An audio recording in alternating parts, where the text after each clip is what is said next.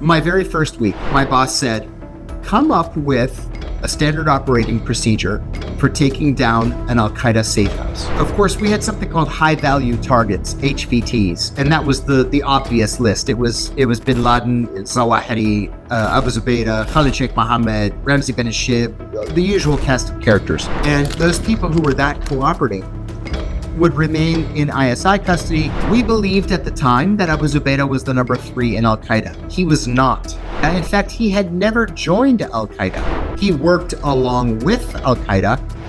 We had very, very specific orders that we had to take him alive because he was this terrorist Superman and that he could lead us to Bin Laden. George Tenet called, the director of the CIA, and he told me, these were his exact words, he said, 24/7 CIA eyes on. So I tore up a sheet and I tied him to the bed from his wrists and his ankles.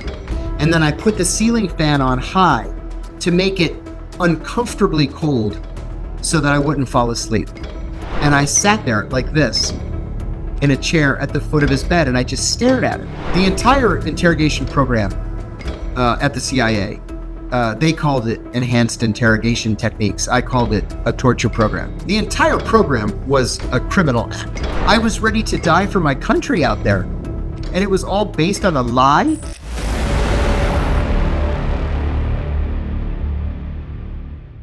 Remember that 9/11 was the greatest intelligence failure in the CIA's history. 3,000 Americans were killed because we didn't do our jobs. I ran into a colleague of mine in the hallway. So I said, hey, where have you been? And he whispered, I've been in Afghanistan. I said, well, what are you doing in Afghanistan? And he said, I'm killing people. What do you think I'm doing? I'll tell you one thing about ISI too, is they weren't afraid of anybody. And ISI major in Lahore said, you can't run a counterterrorism operation from a 4-star hotel.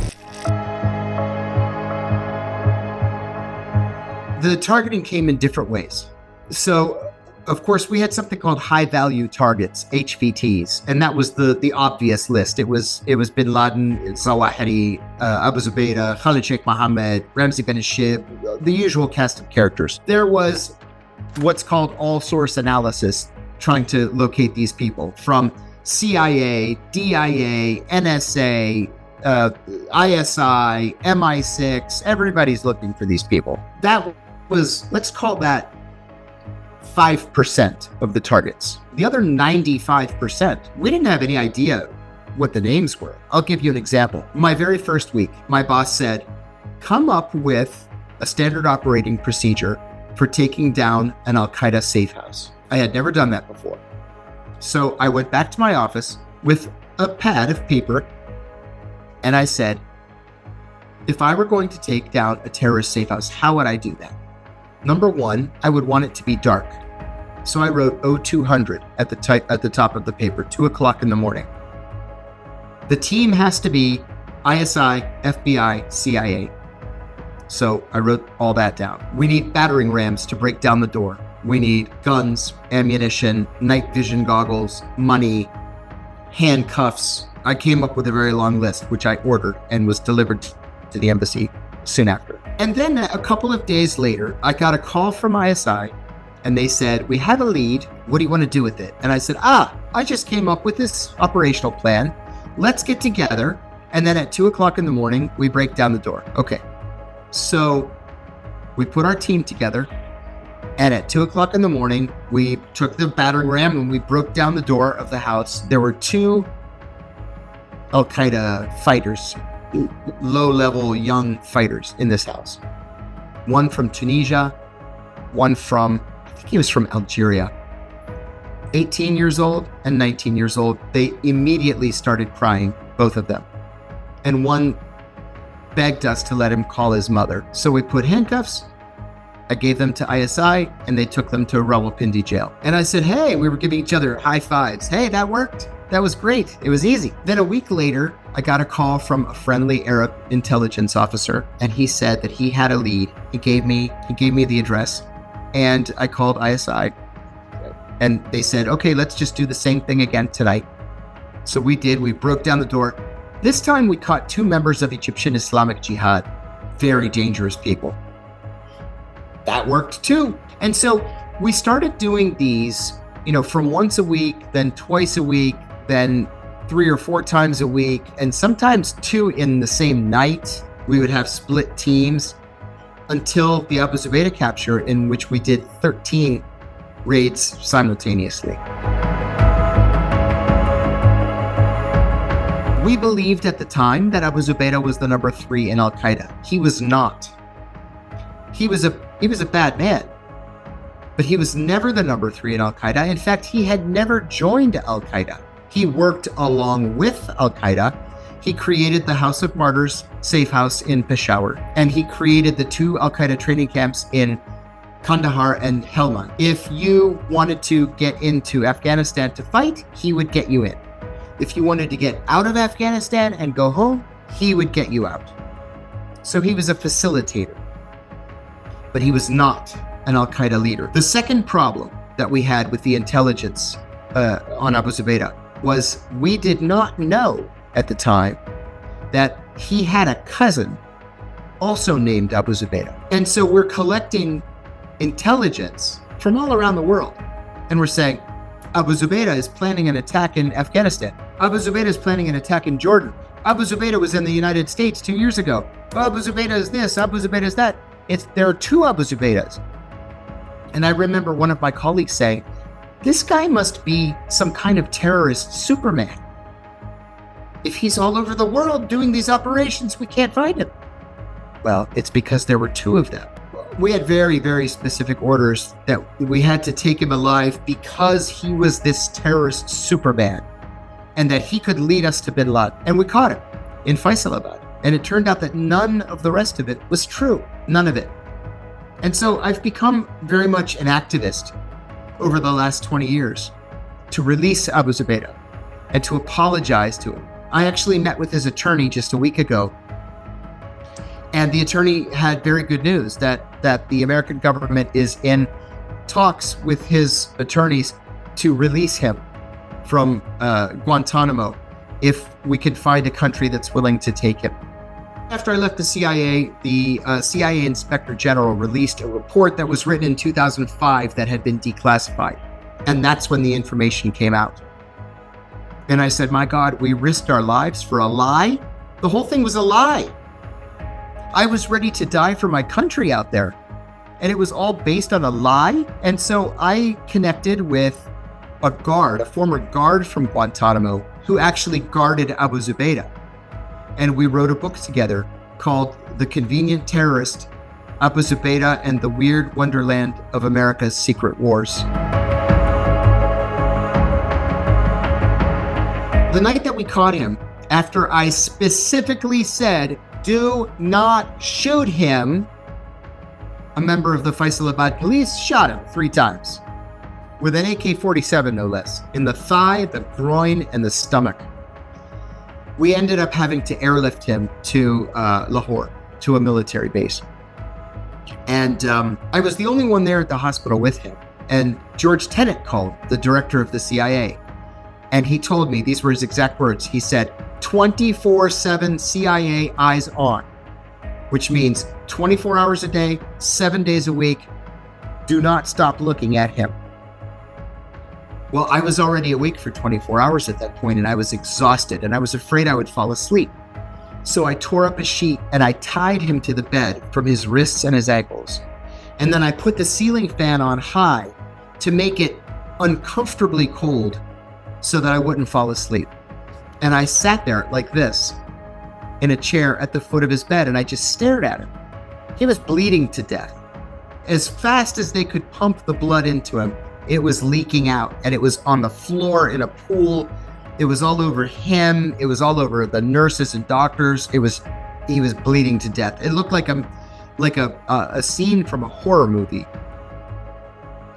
And so after 24 hours, he finally came out of his coma, tied to the bed like this.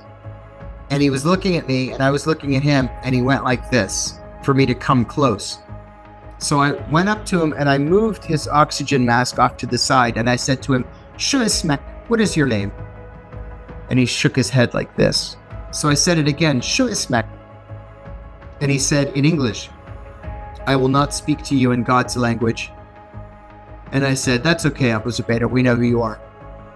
And he started crying and he said, "Please, brother, kill me. Take the pillow and kill me." And I said, "Oh, nobody's going to kill you. We've been looking for you for a long time."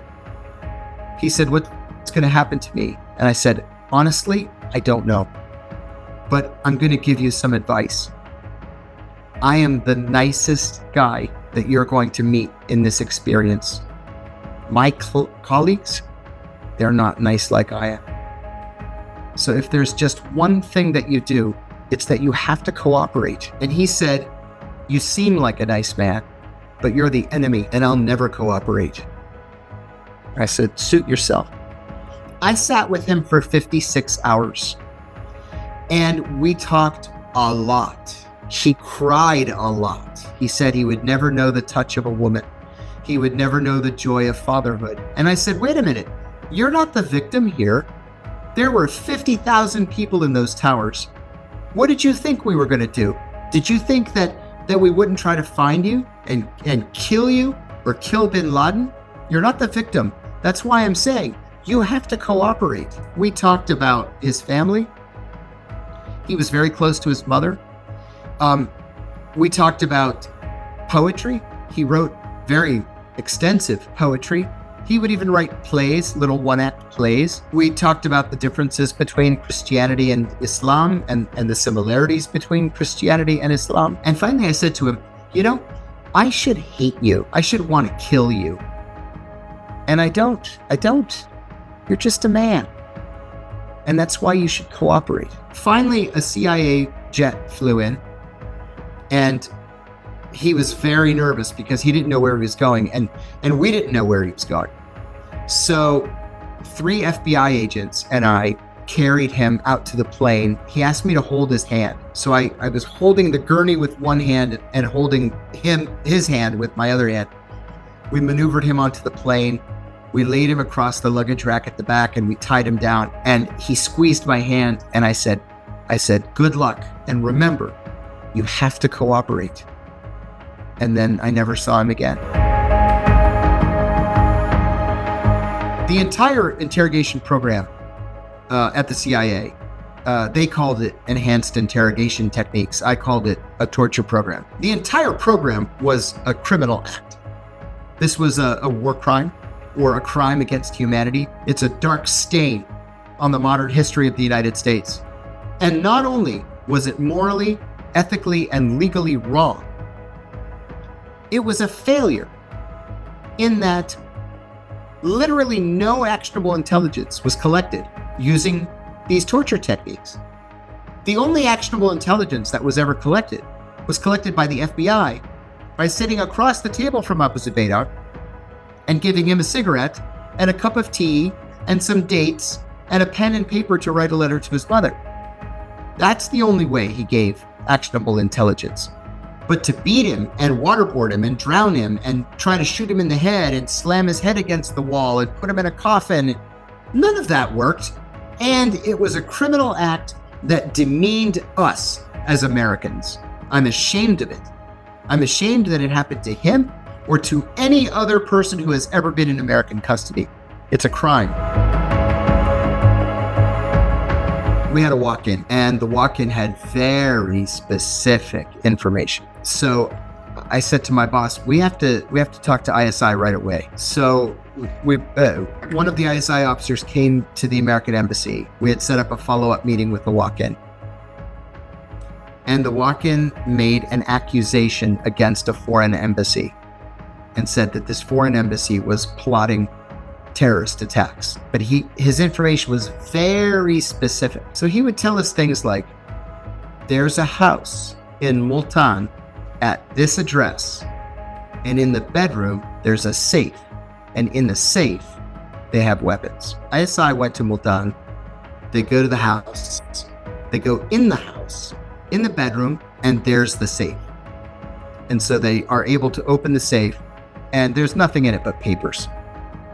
Money and time wasted. Then the walk-in says, in Peshawar, this same embassy has a cache of weapons buried next to a mosque.